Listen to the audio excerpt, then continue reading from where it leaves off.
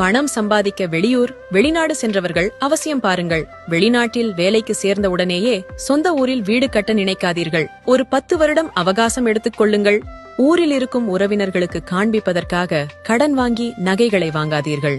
இந்த பணத்திற்கு ஊருக்கு வெளியில் வீட்டுமனை 3 முதல் 5 லட்சத்திற்குள் வாங்குங்கள். உங்களுக்கு மேலும் மேலும் பணம் சேர்ந்தால் கொஞ்சம் கொஞ்சமாக வீட்டு மனைகளை வாங்கி சேர்த்துக் கொண்டே வாருங்கள். நீங்கள் வசிக்கும் ஊரில் இருந்து 20 கிலோமீட்டர் தள்ளி வீட்டுமனைகள் 3 முதல் 5 லட்சத்தில் வாங்கலாம்.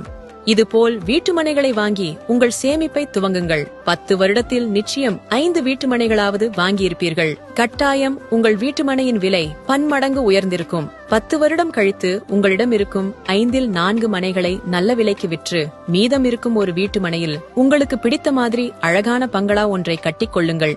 சொந்த பந்தங்களுக்காக கௌரவத்திற்காக கடன் லோன் வாங்கி வீடு கட்டி விருந்து வைத்து உறவுகளுக்கு எல்லாம் காண்பித்து கண் திருஷ்டிபட்டு இன்னல்களுக்குள் மாட்டிக்கொள்ளாதீர்கள். இளைஞர்களே, 30 வயதில் சேமிக்க துவங்குங்கள். 45 வயதில் பங்களா கட்டிக்கொள்ளுங்கள். கடனில் கட்டிய வீட்டுக்கு வெளியில் நின்று உறவுகளுக்காக பொய்யாக சிரித்துவிட்டு வீட்டுக்கு உள்ளே அமர்ந்து அழுது கொண்டு சோகத்தோடு வாழாதீர்கள். நிதானமாக யோசித்து திட்டமிட்டு உங்கள் வாழ்க்கையை மகிழ்ச்சியாக வளமாக வாழுங்கள்.